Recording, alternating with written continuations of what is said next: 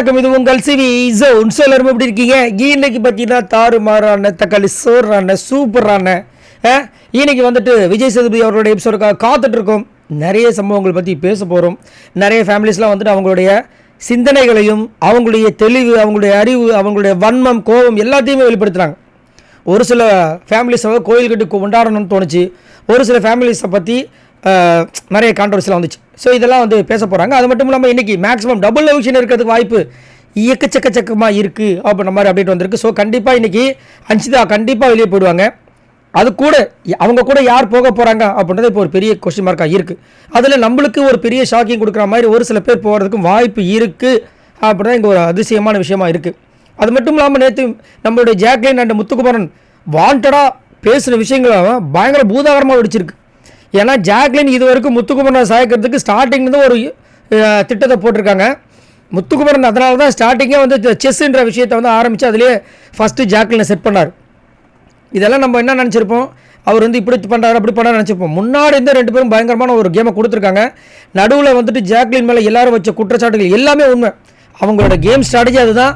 அப்பப்போ அங்கங்கே தாவி தாவி தாவி எல்லாரையும் கவர் பண்ணி கரெக்டாக வந்து அந்த லாஸ்ட்டில் நின்னாங்க பாருங்கள் முத்துக்குமரன் கூட. ஆனால் இதுக்கு பின்னாடி வந்துட்டு முத்துக்குமரன் போட்ட மேட்ரு தான் வேறு மாதிரி ஒரு ஸ்ட்ராட்டஜி. இந்த பொண்ணு தனியாக இருந்து போட்டால் அந்த கேமை கவனிக்க முடியாதுன்னு தன் கூடவே 3 வாரம் வச்சு ஓட்டினார் பாருங்க. அங்கே நேற்று ரெண்டு பேருமே பயங்கரமாக பேசினாங்க. ஸோ இப்படி பார்க்கும்போது கண்டிப்பாக வந்துட்டு அது மட்டும் இல்லாமல் நடக்கிற விஷயங்களை வச்சு பார்க்கும்போது வின்னர் முத்துக்குமரன், ரன்னர் ஜாக்லின், 3வது நம்மளுடைய தீபக், இந்த மாதிரி விஷயங்கள்லாம் போயிட்டுருக்கு. ஸோ அது மட்டும் இல்லாமல் இன்றைக்கி யாரெல்லாம் போக போகிறாங்க அப்படின்றது ஒரு பெரிய எதிர்பார்ப்பாக இருக்குது. கண்டிப்பாக வந்துட்டு இன்றைக்கி நம்மளுடைய விஜய் சேதுபதி அவர்களுடைய எபிசோட் கொஞ்சம் காரசாரமாக போகிறதுக்கும் வாய்ப்பு இருக்குது.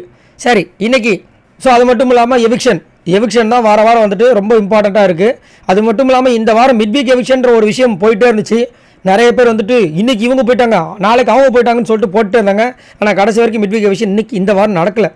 வந்திருந்தா நியூஸ் அப்படியே வந்திருக்கும், நம்மளும் வீடியோ போஸ்ட் பண்ணிப்போம். பட் இன்ஃபர்மேஷன் வரல.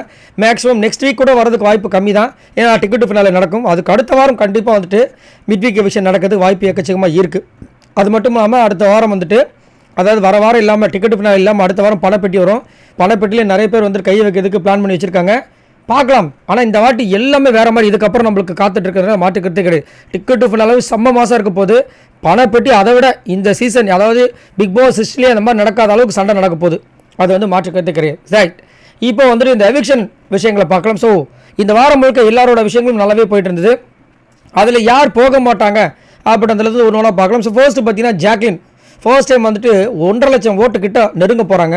அது மட்டும் இல்லாமல் ஜாக்லின் வந்துட்டு சாதாரணமாக நம்மளாம் இடம் போட்டோன்னா அவங்க நம்ம விரல் அதாவது கண்ணிலேயே விரல் விட்டு ஆட்டக்கூடிய ஒரு திறமை வந்து அவங்ககிட்ட இருக்குது.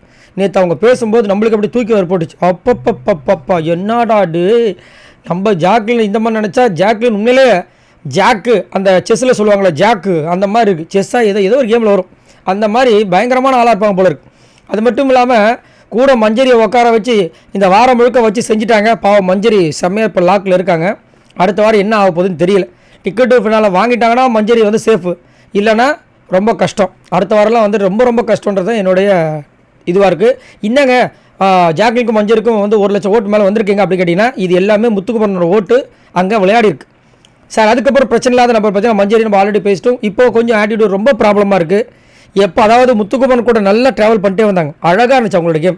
எப்போ வந்து ஜாக்லின் கூட சேர்ந்து பண்ண ஆரம்பித்தாங்களோ அதுலேருந்து முத்துக்குமரன் ஒரு பக்கம் கலாய்க்கிறது, அதுக்கப்புறம் வந்துட்டு தான் அப்படி ஒரு அகம்பாவம் கொஞ்சம் கொஞ்சமாக எட்டி பார்க்குது. இது எப்படின்னா பக்கத்தில் சொரிஞ்சு விட்டுகிட்டே இருக்கிறது. சும்மா தான் இருப்பாங்க. நம்ம பக்கத்தில் இருக்கவங்க என்ன பண்ணுவாங்க, சேஃபாக ஒரு சின்ன ஒரு கலாய்ப்பாங்க. இப்போ நானும் கலாய்க்கிறேன்னு சொல்லிட்டு அவங்க விழுவாங்க.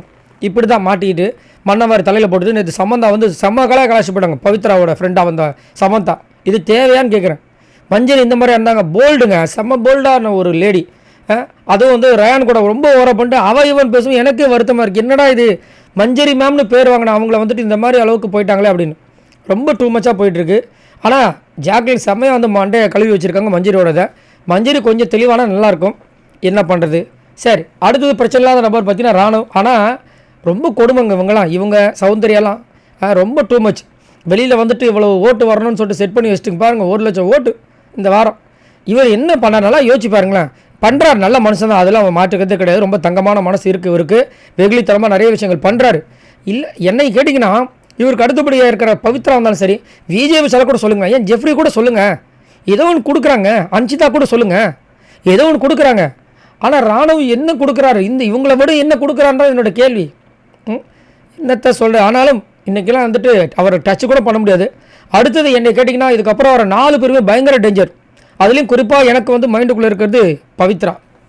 கண்டிப்பாக வந்து பவித்ரா வந்து போகிறதுக்கு எக்கச்சக்கமான வாய்ப்புகள் இருக்குன்ற மாதிரி தோணுது. காரணம், இவருக்கு அடுத்தபடியாக இருக்கிறதா விஷாலாக இருந்தாலும் சரி, ஜெஃப்ரியாக இருந்தாலும் சரி, இவங்க 2 பேருமே வந்துட்டு இந்த பிக் பாஸ் சீட்டோட செல்ல பிள்ளைகளாக இருக்காங்க. அதே மாதிரி பார்த்தீங்கன்னா பவித்ராக்கு இந்த வாரம் வந்துட்டு பயங்கர ஜாக்பாட் மாதிரி நேற்று வந்து சூப்பரான ஒரு விஷயம் நடந்துச்சு. அதாவது அந்த கோ ஐபிபோ பெஸ்ட் பர்ஃபார்மன்ஸ்க்கு அதிகப்படியாக யார் வாங்குறாங்களோ அவங்க 3 பேர் வந்து கலந்துக்கிட்டாங்க. மஞ்சரி, இவங்க, தீபக், 3 பேரில் வந்து இவங்களுக்கு தான் செம்ம லக்கு. ஆனால் ஒரு சூப்பரான ஒரு விஷயம், இவங்ககிட்ட ஒரு நல்ல மனசு இருக்குங்க.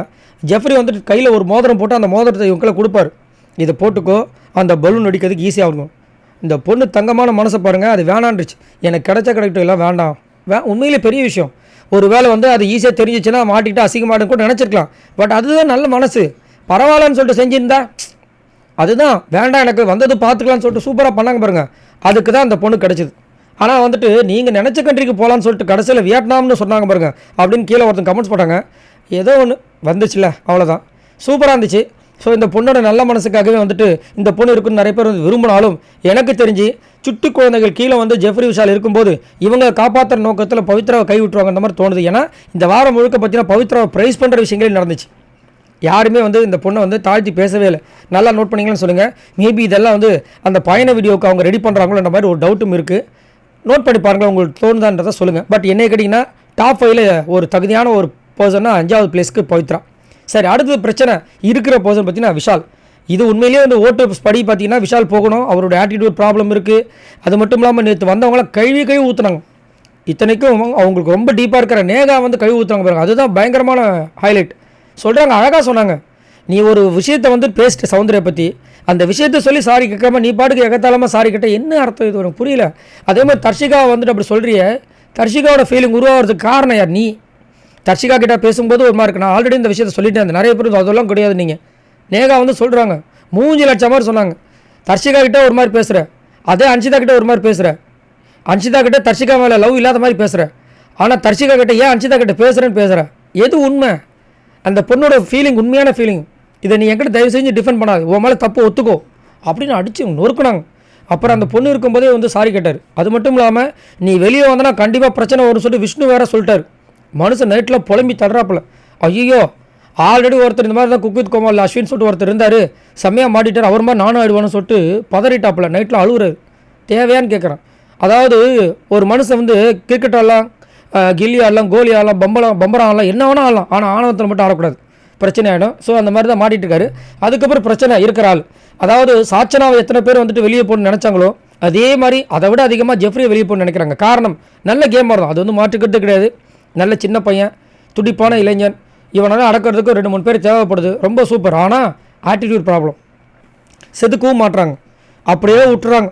அவுத்து விட்டா மாடு மாதிரி நல்லா ஓடி நல்லா விளாட்றாரு, நல்ல பையன். ஆனால் அவரை வந்து செதுக்க மாட்டுறாங்க. இந்த இது தப்பு, இது ரைட்டுன்னு சொல்ல மாட்டாங்க. ஒரு ரெட் கார்டுக்கு பதில் எல்லோ கார்டு கொடுத்துருக்கலாமே.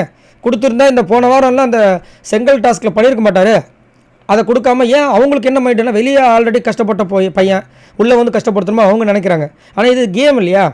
இப்போ அவர் பண்ணாதனால எத்தனை பேருக்கு சஃபரிங் ஆனிச்சு. ஆனால் நல்லா யோசிச்சு பாருங்கள், ஜெஃப்ரியை வந்தவங்க எல்லாருமே ப்ரைஸ் தான் பண்ணாங்க. யாருமே வந்து அவரை திட்டவே இல்லை. அப்படின்னு இருக்கும்போது எனக்கு ஜெஃப்ரி மேலேயும் டவுட் இருக்குது. ஆனால் இன்னொரு டவுட் என்னென்னா, இவ்வளோ விஷயங்கள் பண்ணி இந்த பையனை உள்ளே வச்சுருக்காங்க, ரொம்ப கஷ்டப்படுற ஃபேமிலின்னு வச்சுருக்காங்க அப்படின்னா அது எப்படி பணப்பட்டி மேலே கை வைக்காமல் போயிடுவானா? அது மட்டும் இல்லாமல் நேற்றே சொல்லிட்டான், 16 லட்சம் வந்துச்சுன்னு எடுத்துகிட்டு ஓடுவான்ட்டான். அவன் இருந்தானா கண்டிப்பாக அந்த பணப்பேட்டி அவங்க தான். ஏன்னா எல்லா ஃபைட் பேக்கும் அவன் பண்ணுவான். அவனை அச்சுக்கிறதுக்கு ஆளே கிடையாது இப்போதைக்கு இந்த சீசன் 8ன்றதில் மாற்றுக்கிறது கிடையாது. அது மட்டும் இல்லாமல் 2-3 பேர் பணப்பேட்டில் கை வைக்க மாட்டாங்க. ஒன்று ஃபஸ்ட்டு முத்துக்குமரன், 2வது ஜாக்லின், 3வது தீபக். மேக்ஸிமம் வைக்கிறதுக்கு ட்ரை பண்ண மாட்டார். மீதி எல்லாருமே வந்து பணப்பேட்டிக்கு ஆசைப்பட்றாங்க. ஆனால் செம்மையாக இருக்க போகுது, அது வந்து மாற்றுக்கிறதே கிடையாது.